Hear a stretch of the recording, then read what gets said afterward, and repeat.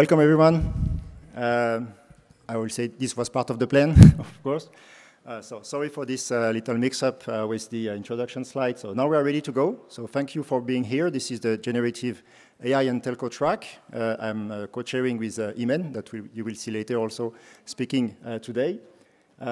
So before going into, let's say, technical content, let me just briefly highlight the content of today, the program of our track. So I will give an overview of the main directions of this topic for today, and then we will have our speakers with 4 different talks, each giving a unique perspective on this topic of generative AI and telco.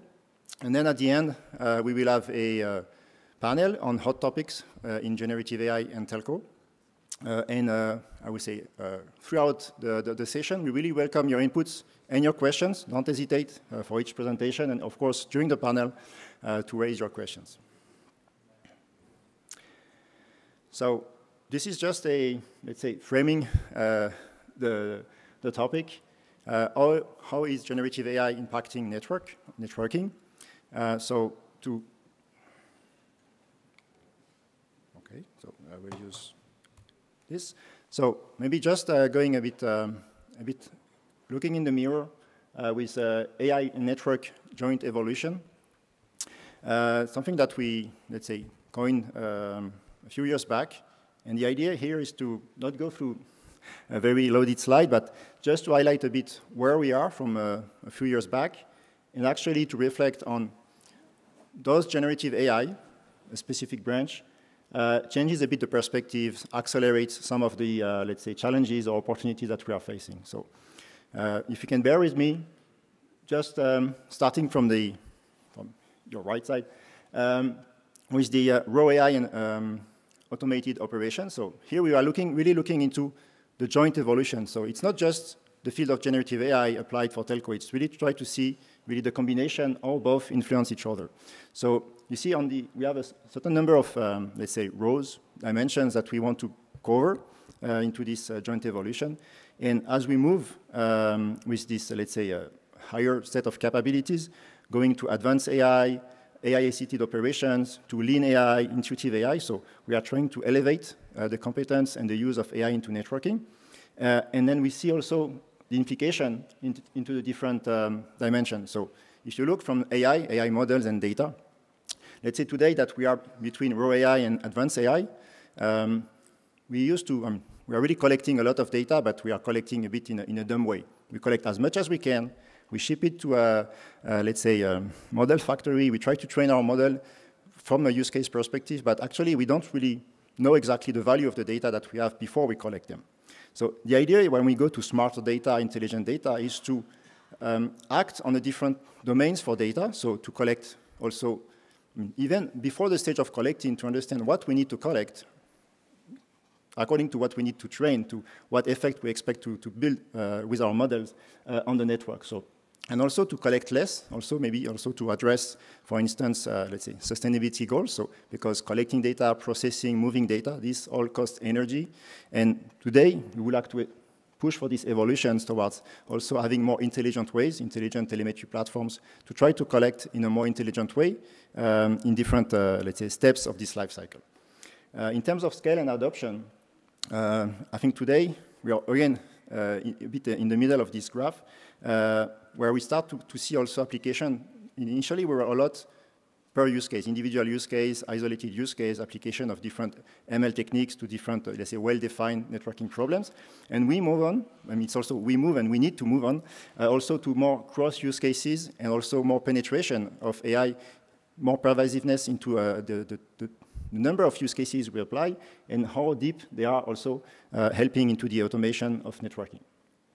And then, okay, we can evolve also to have more, let's say, AI as a service, so to become more a commodity in terms of model serving, but also model factory, and to have much more also plug-and-play solution in terms of what we can use according to the different situation. You have also practice and integration. So this is also more reflecting about the, let's say, the skill set, the profile that we have in network and AI. I think initially it was a lot of initial experimenter trying to, okay, I'm not from the AI field, but I will try some models, I will learn from this, but I'm a networking engineer. And now we have much more hybrid teams or even maybe hybrid profiles. So let's say the level of competence, of AI competence in the networking field has also progressed a lot.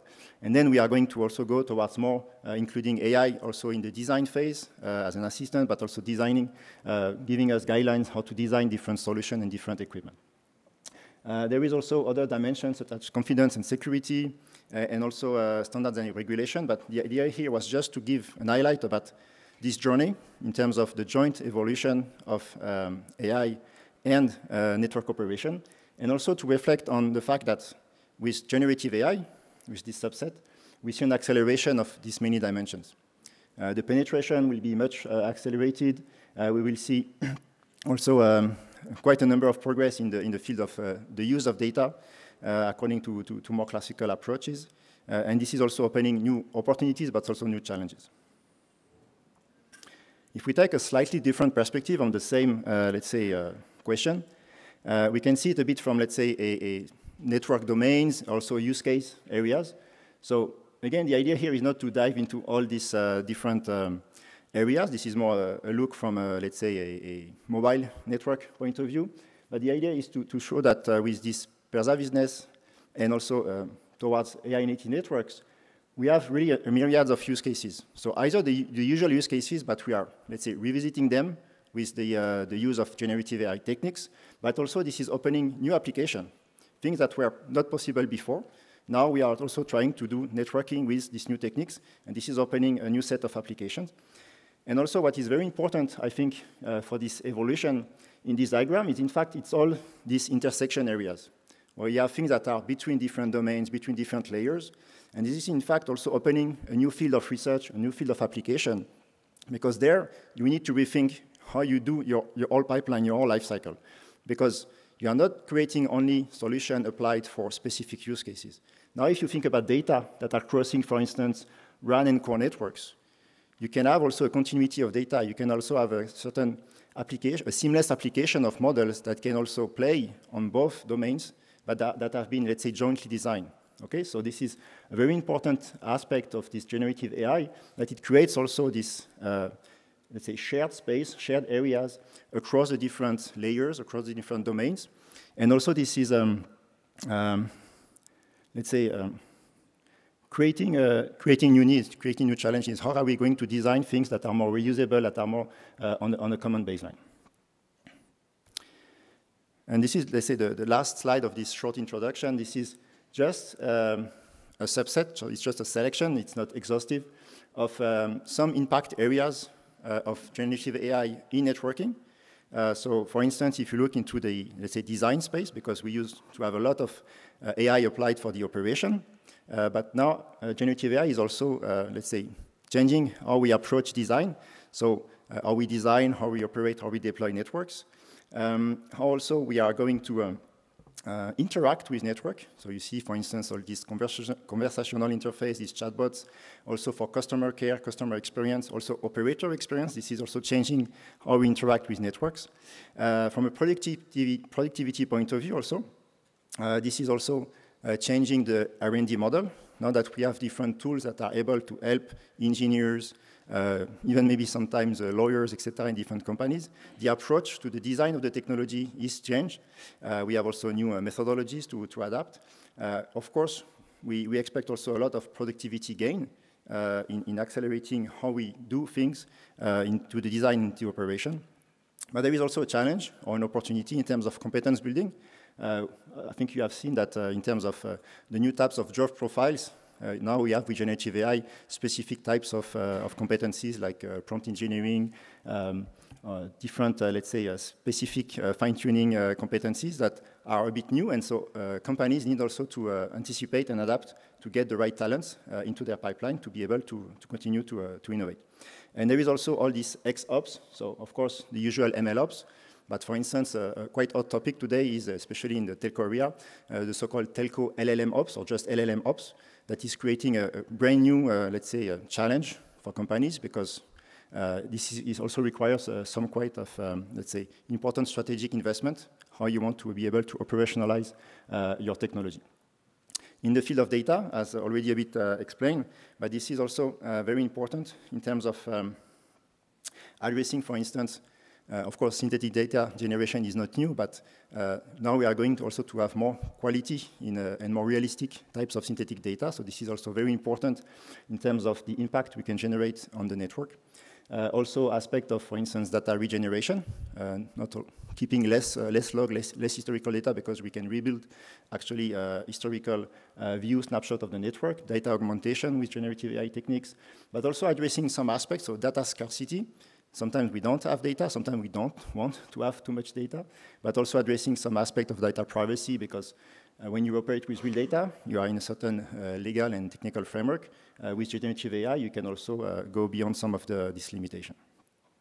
In the domain of economics, this is really strategic, because let's say if we think about especially LLMs as a generative AI, this is really posing a question for companies in terms of the technology development and maintenance of this technology, so in-house, but also clear dependency. I mean, not everybody can build foundational model, can train them, can adapt them on a regular basis from a compute point of view, but also from access to data, access to the competence. So this is creating a new relationship in terms of interaction between players in this ecosystem. Also, could raise challenges in terms of accessibility, because if, and the last point, linked to the last point, I don't know if you heard some of the talk yesterday in the keynotes or in the session, but I think it was stressed quite heavily, this aspect of, let's say, private or closed models versus open model and different stages of opening generative AI models and LLMs. But I think this is also creating, let's say, an economic of who has access to different models, their performance, their portability, and also their life cycle, their maintenance, their updates, and their, let's say, performance and quality. Last domain, and again, this is not a finite list, but in terms of standards, so standard in a very broad definition of standards, also opening maybe new ways to understand the interoperability between different paths of the technology. So if you remember what I mentioned about these cross domains for the use cases, here we are looking also to enable more interoperability between reusing model or applying certain models to different use cases, or even maybe also between different, let's say, organizations that are developing, providing different models, so this kind of multi-vendor environment.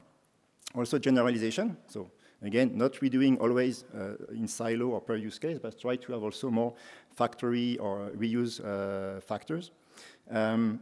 Trust frameworks, I think it was already stressed yesterday in a lot of the different talks about this aspect of explainability, robustness, reliability of the data and the models. So this is also in our environment, in critical systems, very important that we can also enable trust-worthy use of this generative AI technology. And also for, let's say, standard setting, all this aspect of ensuring compliance to regulation, to policies. One of the hot topic, I think, for 24-25 will be the implementation of the EU AI Act into standardization. This is going to impact a lot our industry, and we have yet to see what will be, let's say, the level of requirements or the level of, let's say, regulation compliance that different actors will have to support. So that's the end of this introduction part. I will now hand over to our speakers. So. We have 4 talks today.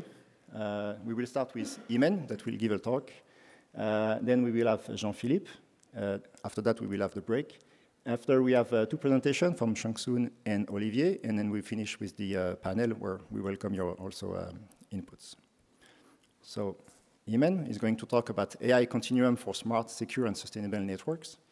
Imen is with AWS. She is the principal AI/ML specialist architect for the telco domain in Amazon Web Services. And she is leading and building telco solutions with AI/ML based on AWS services with key telco players to accelerate the move towards smarter, greener, and cloudified networks. So please welcome Imen for your presentation.